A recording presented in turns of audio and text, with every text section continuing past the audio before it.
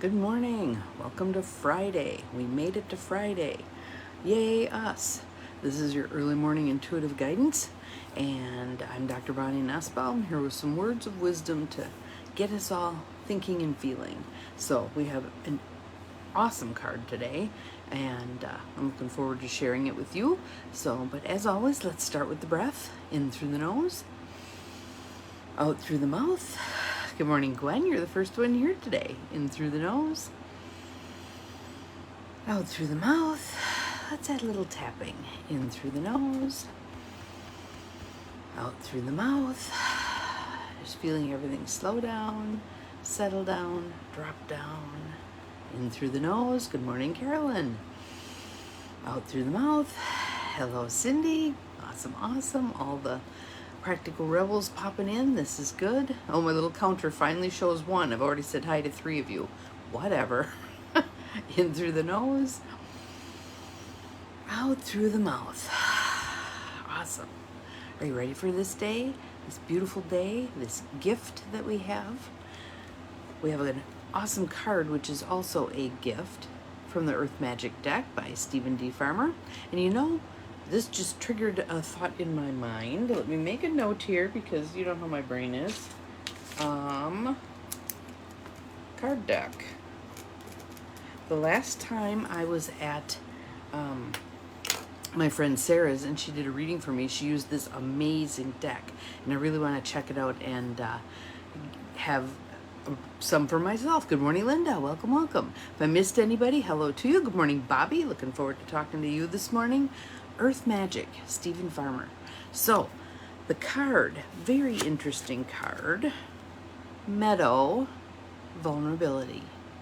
And a meadow, oftentimes when I'm doing guided imagery with myself, I go to a meadow with a forest in the background, not a mountain, but a forest, but a meadow. Vulnerability. When you hear the word, what do you think of? For some people, they think of being open to others. Good morning, Mel. Glad you are here. For some people, they think of being available for victimization. Good morning, Janine. Glad you're here. Welcome. And when you have had a history of being victimized, it's very hard to let the armor down and allow true vulnerability for fear someone's going to take advantage of it again. So I think Brene Brown has done more for redeeming the term vulnerability than anybody ever. And if you haven't read any of her stuff, definitely check out her books because she's an amazing researcher and has a lot of very powerful insights with regard to vulnerability. So another nice deep breath in and out. Let's see what this card has to tell us. Oh, I'm going to keep you looking at it. The meadow in this card invites us in with its beauty and openness. You think of sadness from your childhood. Yep, I totally get that. So let's see what the card might help us on that front with. That was a long, convoluted sentence. Nonetheless, there's value in taking a look at this. The flowers have arranged themselves in a poetic design orchestrated by nature, and the lush rolling fields urge us to relax and stay for a while. Now in my image, there's also a big flat rock that's warm because of the sun, and usually Jesus is sitting on it. Sometimes I'm sitting on it. Sometimes there's a little bitty green snake sitting on it. Did you know that snakes are a sign of femininity? I think that's kind of cool. Yet for some, the idea of being in such an open space is terrifying. And in an expansive meadow like this, we may feel exposed and defenseless, lacking the perceived safety of an enclosed area. And notice that word perceived. We create all manner of armor and barriers and stuff, and really oftentimes it sets us up to be more hurt instead of less hurt. One of the things that I often said when I was working with groups of abuse survivors was, I'd love to go out to lunch with all of you, but we can't all get our backs to the wall. And they would take a look at that and they would go, yeah, I always ask for a booth.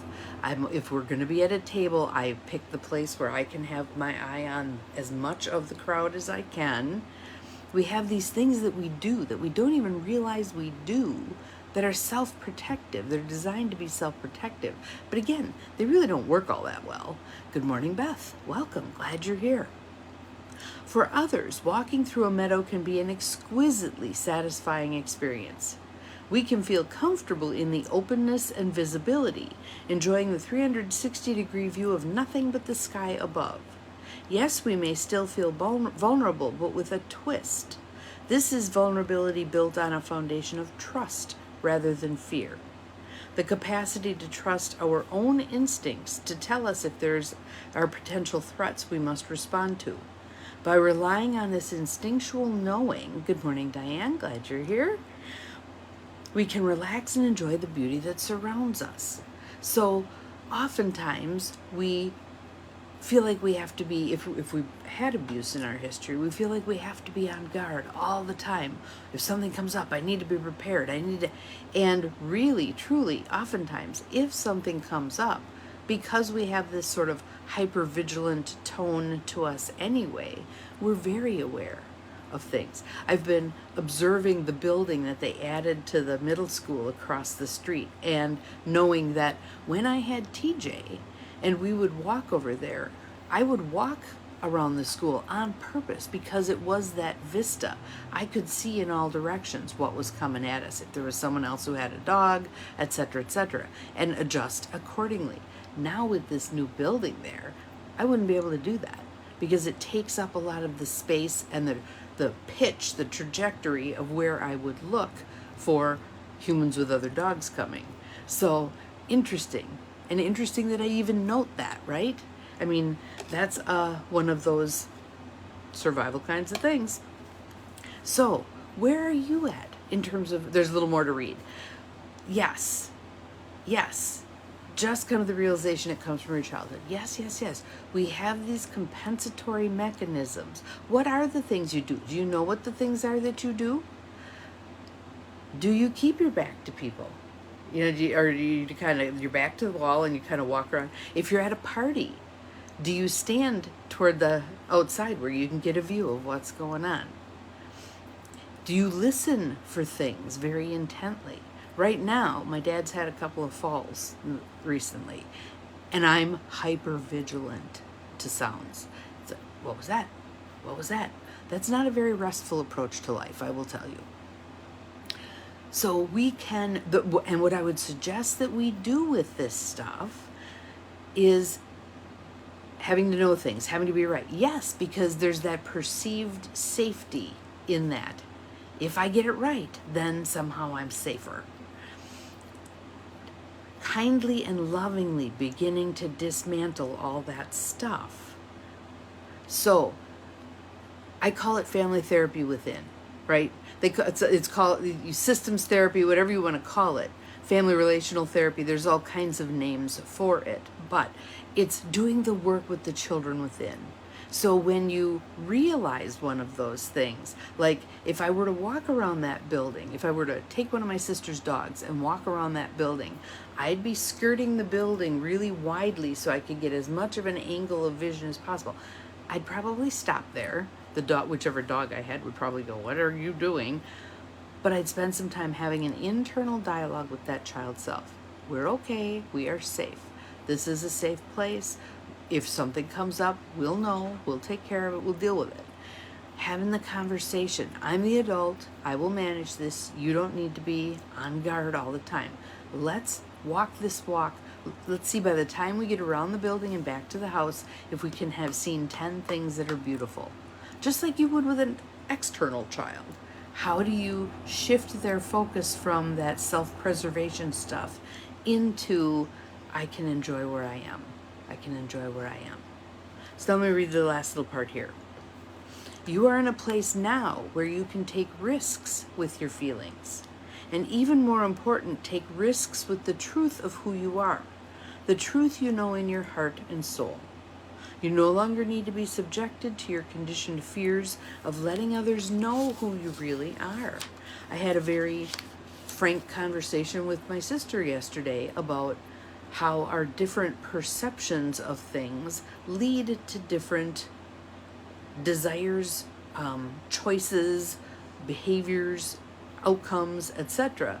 And I noted that the other sister, who has also acknowledged abuse, would be aligned with how I view these things, and that both of us have been on the receiving end of being blown off. Basically the what's the word? Hang on, it'll come to me. The gaslighting of what you're perceiving, you're misperceiving. No, not misperceiving. We get it. And validating that for self. So walking away from that conversation, knowing that we are going to perceive it differently simply because of who we are and where we're at. But that doesn't mean that I'm wrong. Doesn't mean she's wrong either. But that we're each likely then to operate in different ways. And so it is. So here's the last paragraph. Yes, others may judge, evaluate, criticize, and perhaps even put you down or gaslight you. These are very real possibilities. Yet by trusting that you have the strength to deal with these reactions, those reactions are not you. They're no more valid than how you're looking at it. We tend to write ourselves off in terms of, well, they can't see it, so therefore it must not be. Trust your perspective. And again, as you're working with those inner children, you'll get a better sense of where might things be a little bit off of plumb and how might you want to modify it a bit. But it doesn't mean you're wrong.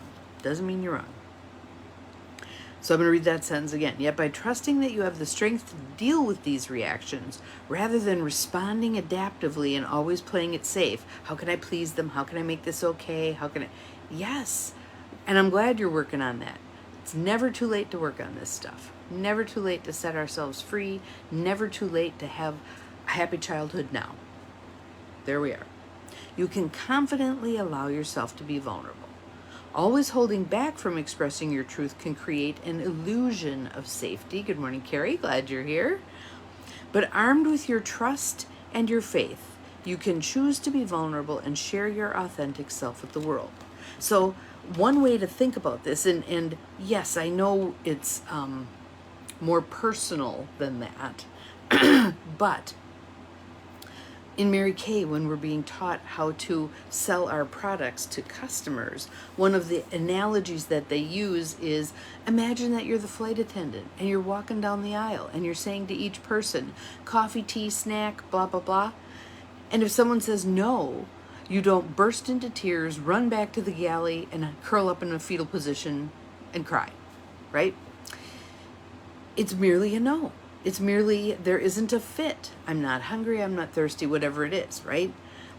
When we're offering our vulnerability, yes, that feels a little more personal. But if the other person says, no thanks, that doesn't mean anything about us. It means they're not ready, they're not open to that, they're afraid, whatever it is. It doesn't have to mean anything about us. So a reasonable answer might be, okay, let me know if in the future you're interested. But then you go about your business. You go about your life.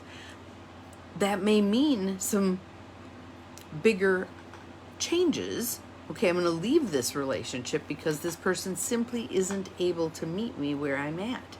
I'm no longer all armored up. And they continue to be all armored up.